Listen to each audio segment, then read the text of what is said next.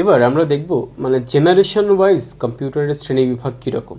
আমরা আগেই বলছিলাম জেনারেশন ওয়াইজ চিন্তা করলে কম্পিউটারকে 5 ভাগে ভাগ করা হয়, first generation, second, third, fourth আর ফিফথ জেনারেশন। ওকে, দেখি আমরা প্রত্যেকটা 1 বাই 1 দেখি যে কোন জেনারেশনের কম্পিউটার কীরকম ছিল। ওকে, সো প্রথম প্রজন্মের কম্পিউটার দেখো, এটাকে আসলে 3 ভাগে না, এটাকে আসলে 5 ভাগে। হ্যাঁ, এটা একটু ঠিক করে নিও, এখানে জাস্ট টাইপিং মিস্টেক করছে। প্রথম প্রজন্মের কম্পিউটার বা ফার্স্ট জেনারেশন কম্পিউটার 1940 থেকে 1956, টাইম লাইনটা খেয়াল রাখো, 1940 থেকে 1956 এই সাল পর্যন্ত সময়কালের যে ওই মানে এই টাইমের কম্পিউটার যেগুলো ছিল, এই কম্পিউটারকে মেইনলি প্রথম প্রজন্ম হিসেবে ধরা হয়। এই প্রজন্মের কম্পিউটার আকারে অনেক বড়, মানে আকারে বিশাল বড়। বাট বড় হলে কী হবে, সে কিন্তু আহামরি কোনো কাজ করতে পারতো না, তার ক্যাপাসিটি অনেক কম ছিল, প্রচুর পরিমাণে হিট জেনারেট করতো, মানে তাপ উৎপন্ন করতো, মানে একেবারেই এফিসিয়েন্ট ছিল না, বাট সাইজে ছিল বিশাল। ঠিক আছে, দেখো যা একটি বিশাল কক্ষ জুড়ে অবস্থিত ছিল, একটা পুরো রুম জুড়ে, একটু পরে একটা ফিগার দেখাবো, পুরো রুম জুড়ে সে বিস্তৃত, এত বড়, কিন্তু তার পারফরমেন্স কিন্তু খুবই লো। এই ফার্স্ট জেনারেশনের কম্পিউটার যে টেকনোলজি ইউজ করে বানানো হয়েছে, সেই টেকনোলজি হচ্ছে মেনলি ভ্যাকিউম টিউব টেকনোলজি বলে। এই ধরনের কম্পিউটার তৈরিতে ভ্যাকিউম টিউব ব্যবহৃত হতো এবং এটি বৈদ্যুতিক সংকেত নিয়ন্ত্রণ বা ইলেকট্রিক সিগন্যাল নিয়ন্ত্রণ করত। কিন্তু কিছুক্ষণ চললেই অনেক গরম হয়ে যেত, মানে এখানে হিট ইস্যু, এই হিট ইস্যুটা অনেক মারাত্মক ছিল। চিন্তা করো, এত বড় একটা কম্পিউটার পুরো একটা ফ্লোর জুড়ে আছে বা পুরো একটা রুম জুড়ে আছে, এত বড় একটা কম্পিউটার যখন গরম হইতো, মানে সে কাজ করতেছে, তো অনেক সময় তোমরা দেখবা যে ল্যাপটপ বা ডেস্কটপে দেখবা, ধরো তুমি একটু ভারী কাজ করতেছো, একটু ল্যাপটপটাকে ছুঁয়ে দেখবা, বা স্মার্টফোনে তুমি অনেক সময় গেম খেললে দেখবা যে ফোন গরম হয়ে গেছে। ঠিক আছে, মানে স্মার্টফোন বা কম্পিউটার ওই জিনিসটাকে দ্রুত প্রসেস করার ট্রাই করতেছো, তো এই জন্য অনেক হিট উৎপন্ন হচ্ছে, এরকমই। সো এত বড় একটা জিনিস যদি হিট উৎপন্ন করতো, তাহলে কী পরিমাণ তাপ উৎপন্ন হতো চিন্তা করো। এই প্রজন্মের কম্পিউটারের গতি ছিল মিলি সেকেন্ড পর্যায়ে, যা আধুনিক কম্পিউটারের গতির তুলনায় অনেক কম। ওই যে বললাম, সাইজে সে বিশাল বড়, তার কিন্তু মানে কাজ বা পারফরমেন্স কিন্তু তার খারাপ। হ্যাঁ, সে অনেক বেশি ডেটা প্রসেস করতে পারতো না, তারপর হচ্ছে তার হিট ইস্যু ছিল, তার সাইজ অনেক বড় ছিল। সাইজ অনেক বড় থাকার কারণে এটা কিন্তু এক জায়গা থেকে অন্য জায়গায় মুভ করা যেত না। ঠিক আছে, বা বিভিন্ন যদি যান্ত্রিক ত্রুটি দেখা যেত, তাহলে সেটা ফিক্স করার অনেক ঝামেলার। এত বড় একটা কম্পিউটার এক্স্যাক্টলি কোথায় যান্ত্রিক ত্রুটি হয়েছে বা সেটা মেনটেন করা অনেক মানে সময় সাপেক্ষ ব্যাপার, অনেক খরচ সাপেক্ষ ব্যাপার। ঠিক আছে, এজন্য আলটিমেটলি ওইগুলো পরে তো লাস্ট করেই নেই, সব বাদ হয়ে গেছে। তাহলে প্রথম প্রজন্মের কম্পিউটারের বৈশিষ্ট্য কী কী আমরা একটু দেখি। ওই যে ভাই একটু আগে বললাম না, first generation computer vacuum tube টেকনোলজির মাধ্যমে তৈরি হয়েছে। এতে প্রধান প্রযুক্তি হিসেবে ভ্যাকিউম টিউব ব্যবহার করা হতো। এটি আকারে ছিল বিশাল বড়। এটি শুধু মেশিন ভাষা দিয়ে তৈরিকৃত প্রোগ্রামের উপযোগী ছিল, মানে এ শুধুমাত্র মেশিন ল্যাঙ্গুয়েজ সাপোর্ট করত। মেশিন, আমরা যখন হায়ার লেভেল ল্যাঙ্গুয়েজের দিয়ে কম্পিউটারের সাথে কমিউনিকেট করি, তখন কিন্তু এই সুযোগটা ছিল না তোমার। তখন সেই ফার্স্ট জেনারেশন কম্পিউটারের সাথে কমিউনিকেট করার জন্য মেশিন ল্যাঙ্গুয়েজ ব্যবহার করা হতো, এছাড়া সে কিছু বুঝতো না, মানে 0101 দিয়ে তোমার কমিউনিকেট করতে হতো আর কি। এতে বিপুল পরিমাণ বিদ্যুৎ খরচ হতো। এত বড় একটা কম্পিউটার রান করার জন্য প্রচুর পরিমাণ ইলেকট্রিসিটি দরকার ছিল, তাহলে খরচও হতো অনেক বেশি। এটি কিছুক্ষণ চললে প্রচুর তাপ উৎপন্ন হতো, তাই উচ্চ ক্ষমতা সম্পন্ন কুলিং সিস্টেম ব্যবহার করা হতো, মানে ঠান্ডা করার জন্য বিশাল বড় বড় কুলিং সিস্টেম ব্যবহার করা হতো, যাতে করে এ তাপ উৎপন্ন করলেও সেটা যাতে একটু ঠান্ডা থাকে আর কি। এটি খুব বেশি নির্ভরযোগ্য ছিল না, ওই যে বললাম না, পারফরমেন্স একেবারেই বাজে ছিল আর কি। এটি বারবার নষ্ট হয়ে যেত এবং রক্ষণাবেক্ষণ ব্যয় বা মেইনটেনেন্স যে খরচটা আছে, মেইনটেনেন্স যে কস্ট আছে, সেটা অনেক বেশি। সমস্যা হলে কোথায় এক্স্যাক্টলি সমস্যা হয়েছে, এত বড় কম্পিউটার সেটা খুঁজে বের করা, এই যে কুলিং সিস্টেম বসানো, এত খরচ, সে কত ইলেকট্রিসিটি সে খরচ করে, কিন্তু তাকে মানে যে পারপাসে কাজ করা হতো সেই পারপাস কিন্তু সে বেশি ফুলফিল করতে পারতো না। প্রথম প্রজন্মের কম্পিউটারের উদাহরণ দেখো, এই যে ENIAC, electronic numerical integrator and calculator. ঠিক আছে, আচ্ছা। তারপর হচ্ছে EDVAC, এডভাকের ফুল ফর্ম দেখো, electronic discrete variable automatic computer. তারপর হচ্ছে ইউনিভাক, আচ্ছা এটা ক্যালকুলেটর হবে না, সরি এটা হবে কম্পিউটার। আমি আবার একটু বলতেছি, এনিয়াকের ফুল ফর্ম হচ্ছে electronic numerical integrator and computer. EDVAC হচ্ছে electronic discrete variable automatic computer.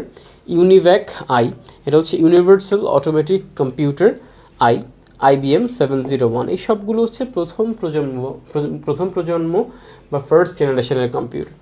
এখানে ভাই একটা ফিগার অ্যাড করছি, এই হচ্ছে একজন মানুষ দাঁড়ায় আছেন, ওনার তুলনায় দেখো এই কম্পিউটারটা, এই পুরোটা একটা সিঙ্গেল কম্পিউটার, দেখো কি বিশাল একটা কম্পিউটার, বুঝছো? এই কম্পিউটার প্রচুর হিট জেনারেট করতো, পারফরমেন্স খারাপ ছিল, তারপর হচ্ছে এখানে ইলেকট্রিসিটি প্রচুর অপচয় হইতো, এটাকে ঠান্ডা বা কুল রাখার জন্য বিভিন্ন কুলিং সিস্টেম ব্যবহার করা হইতো, কী পরিমাণ ইনএফিশিয়েন্ট বা অদক্ষ সিস্টেম। বাট এখান থেকে কিন্তু যাত্রা শুরু, সো তুমি এগুলোকে কিন্তু ইগনোর করতে পারবা না। দেখছো একজন মানুষের তুলনায় এই কম্পিউটার কত বড়। এবার আমরা আসি সেকেন্ড জেনারেশন কম্পিউটার বা দ্বিতীয় প্রজন্মের কম্পিউটারে। তাহলে আগের টাইমলাইনটা নিশ্চয়ই তোমাদের মনে আছে, পরের টাইমলাইনটা হচ্ছে 1956 থেকে 1963। আগেরটা সম্ভবত ছিল 1940 থেকে 56। তাহলে 56 থেকে 63 সাল পর্যন্ত সময়কালকে কম্পিউটারের দ্বিতীয় প্রজন্ম হিসেবে বিবেচনা করা হয়। আমরা যেমন আমাদের যে সালে জন্মগ্রহণ করছি সেই সাল অনুযায়ী আমাদের অনেকগুলো জেনারেশন নাম দেওয়া হয় না, যে মিলেনিয়াল, তারপরে আমরা সবাই জেনজি, এখন যারা আছে আমাদের ছোট ভাই বোনেরা তারা হচ্ছে জেন আলফা, তারপরে আরও আছে জেন এক্স আছে, বামার আছে, এরকম।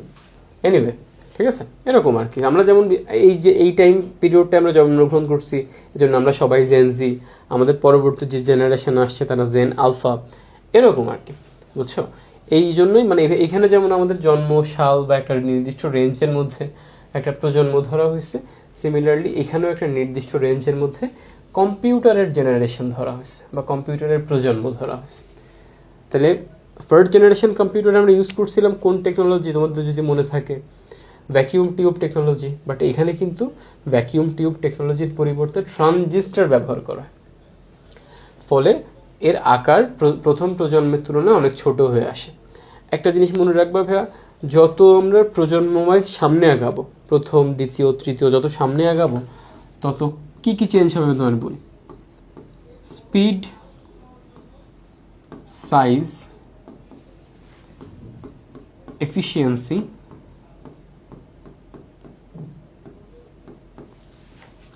কস্ট, মেনটেন্যান্স,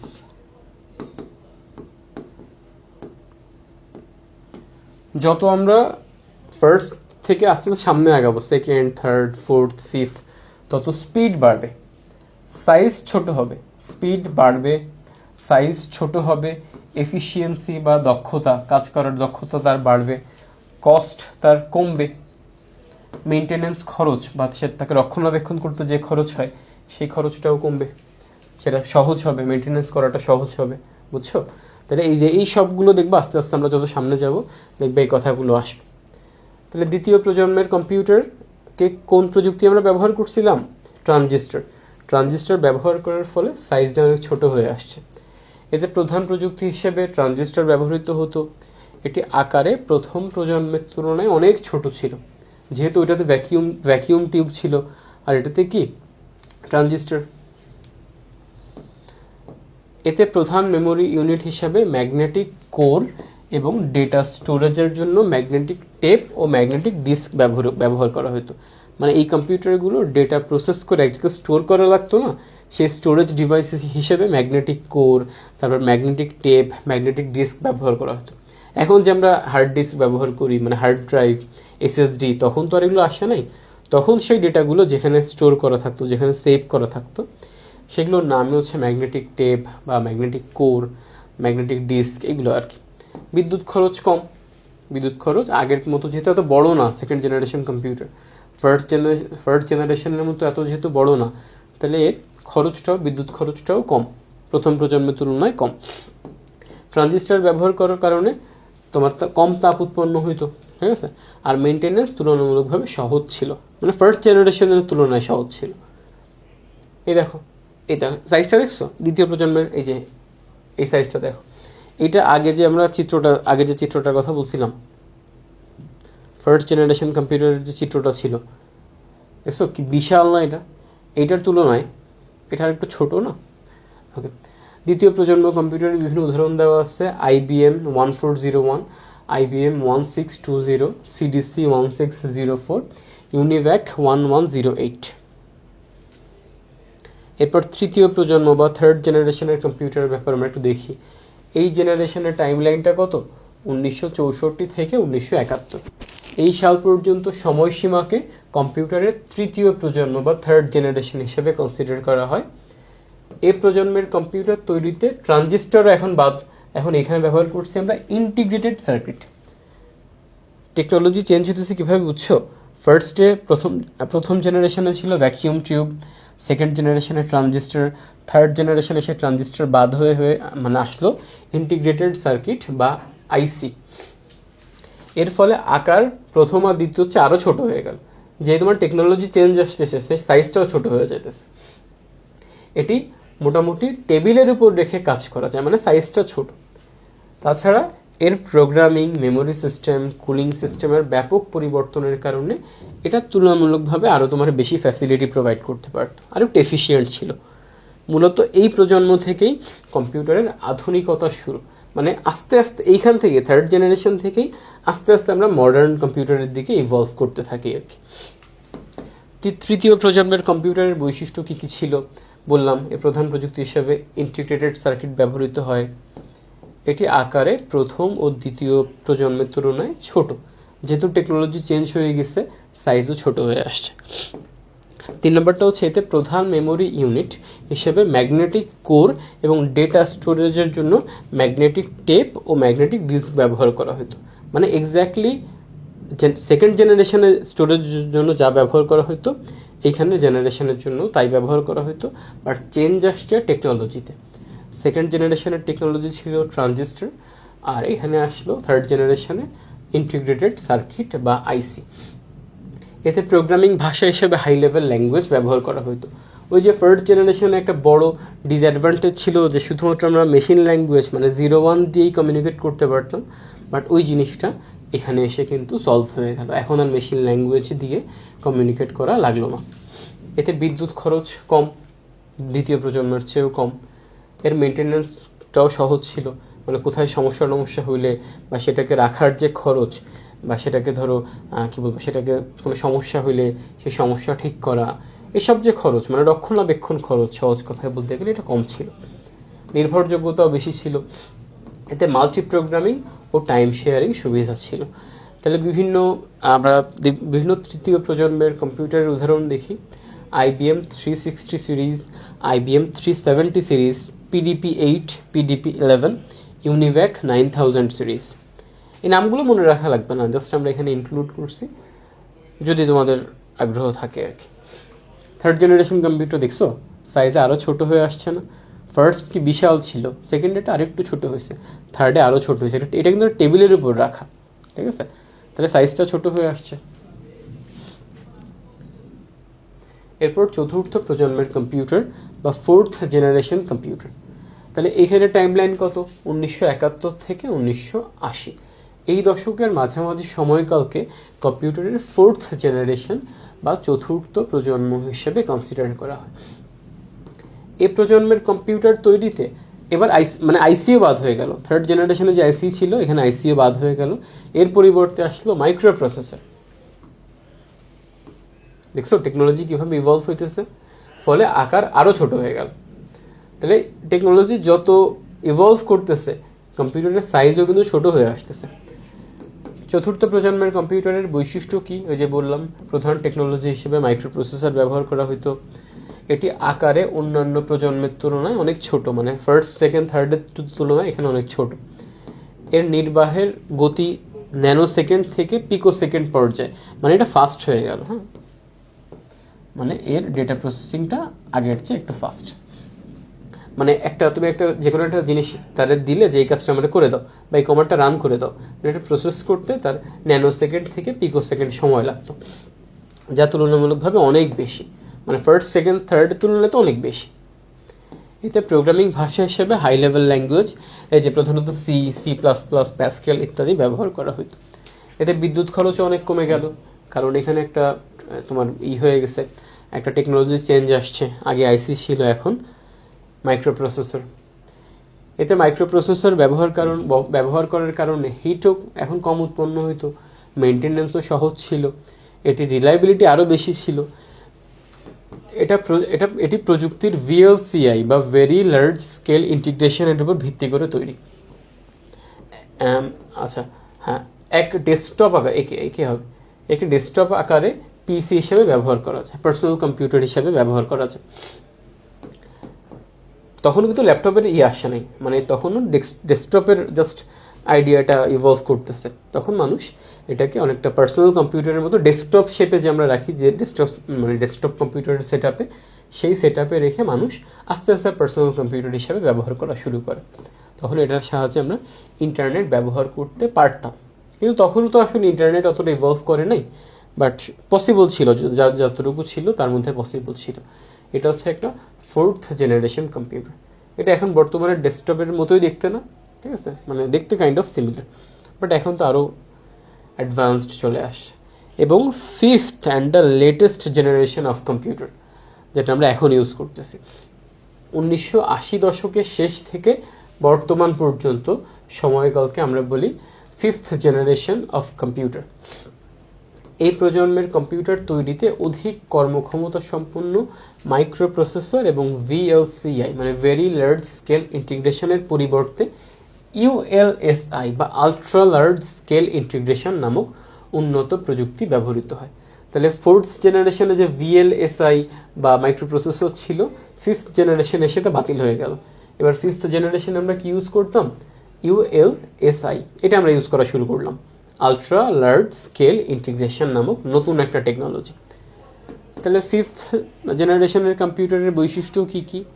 উন্নত মানের মাইক্রোপ্রসেসর ব্যবহার করা হয়, মানে এখন যে ULSI এটা আরও অ্যাডভান্স লেভেলের মাইক্রোপ্রসেসর মানে সার্ভিসটা দেয় আর কি।